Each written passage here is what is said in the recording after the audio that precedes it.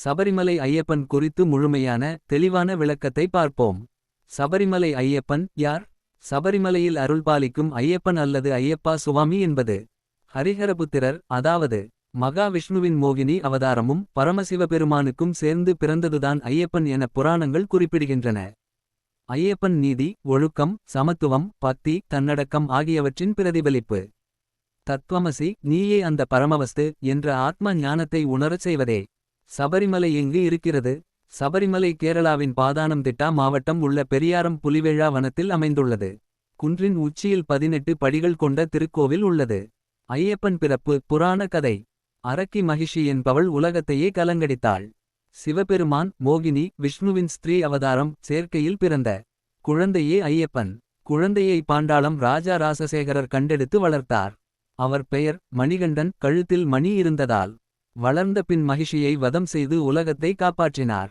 தனது தெய்வீக பணியை நிறைவேற்றிய பிறகு, நான் அனைவருக்கும் சமமாக இருக்கிறேன், சமத்துவ கோயிலாக இருப்பேன் எனச் சொல்லி சபரிமலைக்குச் சென்று தபம் செய்தார். 18 படிகள். 18 படிகள் அர்த்தம்.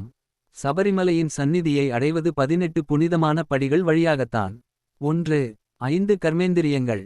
2. 5 ஞானேந்திரியங்கள். 3. 8 மனித விகாரங்கள், காமம், கோபம், லோபம் போன்றவை. இந்த 18 படிகள் மூலம் உள்ளமுள்ள அசுத்தங்களை விட்டுவிட்டு ஆன்ம சுத்தத்துடன் சுவாமியைச் சந்திக்க வேண்டும் என்பதே குறிப்பு. விரதம் 41 நாட்கள். ஏன்? சபரிமலைக்குச் செல்வோர் கடைப்பிடிக்கும் 41 நாள் மண்டல விரதத்தின் முக்கியத்துவம். சைவ உணவு, காமம், கோபம், பேராசை தவிர்ப்பு, சகோதரத்துவம், பொறுமை, மனசுத்தி, எளிமையான உடை, கருப்பு, நீலம், சாமி சாரணம் என்று எல்லா உயிர்களையும் கௌரவிப்பது. இந்த விரதம் உடலையும் மனத்தையும் சுத்தப்படுத்தி ஐயப்பன் தரிசனத்துக்கு சிறப்பு தகுதி ஆகிறது. இருமுடி காரணம்.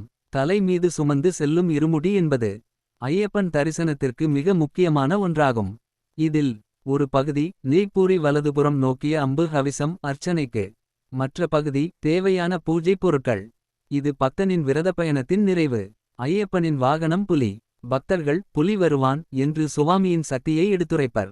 ஐயப்பனின் முக்கியமான நாமங்கள்: ஹரிஹரபுத்திரர், மணிகண்டன், தர்மசாஸ்தா, சபரிமலை ஐயப்பா, சாஸ்தா. சபரிமலை பண்டிகை மகர விளக்கு, மகர ஜோதி. ஒவ்வொரு ஆண்டும் மகர சங்கராந்தி நாளில் திருவாபரணம் அணிவிப்பு. சந்நிதியில் புனித தீபம்.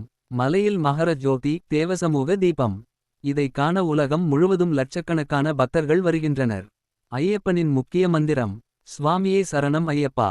அதன் அர்த்தம்: நான் உன்னை நாடுகிறேன், சிவன் விஷ்ணுவின் கருணை வடிவமே எனக்கு சரணம்.